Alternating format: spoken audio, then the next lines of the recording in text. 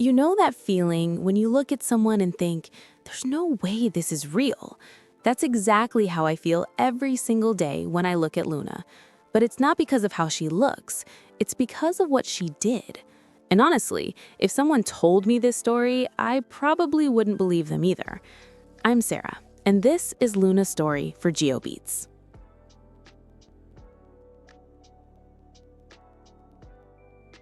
I got Luna 3 years ago from a rescue shelter. She was this scrawny little pit bull mix with the saddest eyes I'd ever seen. The shelter told me she'd been through a lot. Abused, neglected, found wandering the streets alone. But when I looked at her, something just clicked. I remember thinking, we're going to save each other. I didn't realize how literal that would be. If you're still not subscribed after hearing what I'm about to tell you, I honestly don't know what will convince you. But okay, let me continue.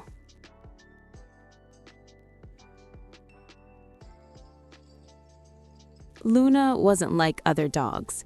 From day one, she was different.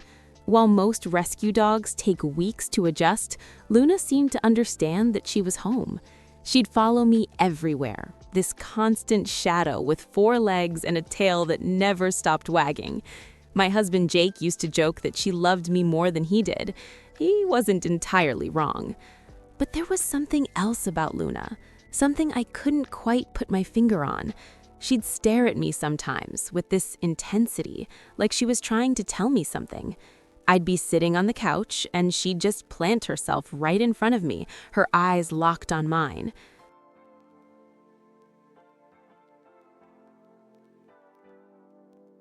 "What is it, girl?" I'd ask.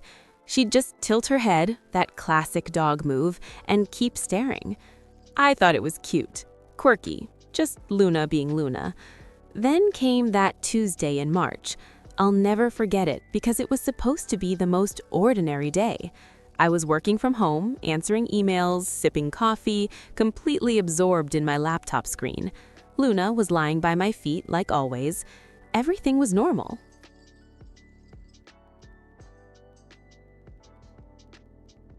Until it wasn't. Luna suddenly stood up and started nudging my leg, hard, like really hard. "Luna, not now, baby, I'm working," I said, barely looking down. But she didn't stop. She grabbed my pants with her teeth and started pulling. I'd never seen her act like this before. My usually calm, gentle Luna was frantic. "What's wrong?" I stood up, and that's when I felt it.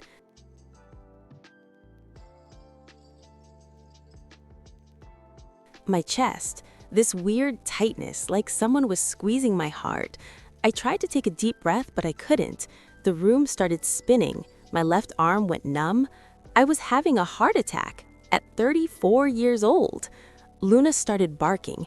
Not her normal bark. This was different, loud, desperate, continuous.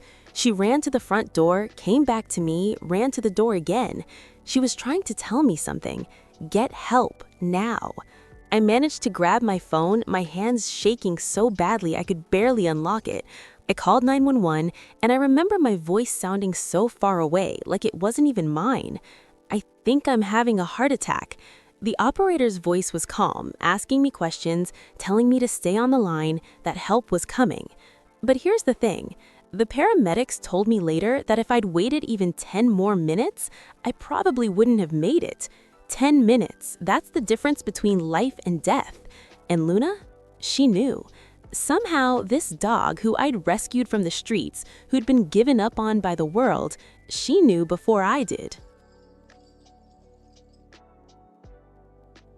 The doctors explained it later. Dogs can smell chemical changes in our bodies. When someone's having a heart attack, our body releases certain compounds, and dogs with the right instincts can detect them. Luna detected mine before I even felt the symptoms. She saved my life.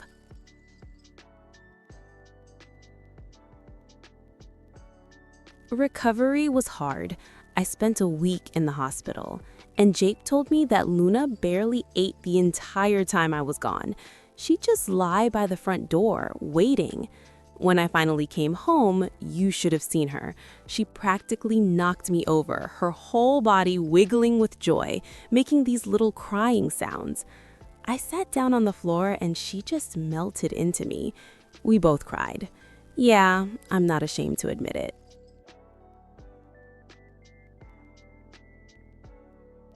These days, Luna's even more attached than before, if that's even possible. She follows me room to room, sleeps with her head on my chest every night like she's monitoring my heartbeat.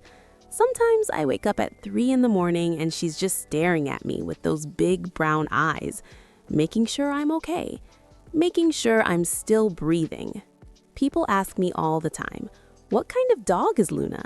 And I always say the same thing. She's a lifesaver. That's her breed.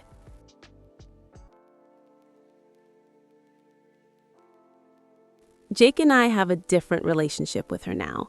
She's not just our pet, she's family in the truest sense. She's the reason I'm still here, the reason I got to see my niece born last month, the reason I'll hopefully be around for many more years.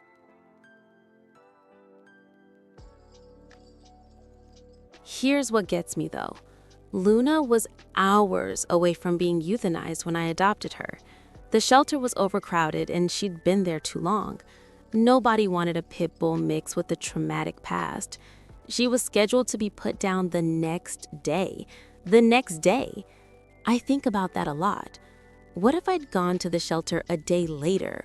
What if I'd chosen a different dog? What if Luna had never gotten her second chance? I wouldn't be here. It's that simple.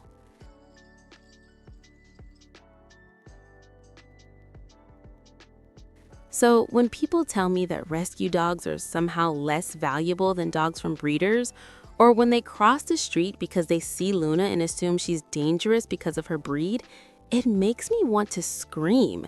This dangerous dog is the only reason I'm alive. Do you think all dogs have this kind of instinct, or was Luna just special? Drop your thoughts below. I'd love to hear your perspective. Every morning now, I wake up and the first thing I do is look at Luna. She's usually already awake, watching me with that intense stare of hers. And I whisper the same thing every single day. Thank you, girl. Thank you for saving me.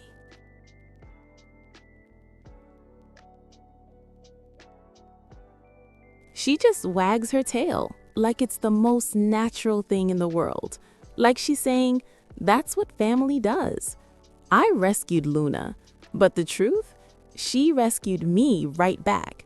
And she keeps rescuing me every single day.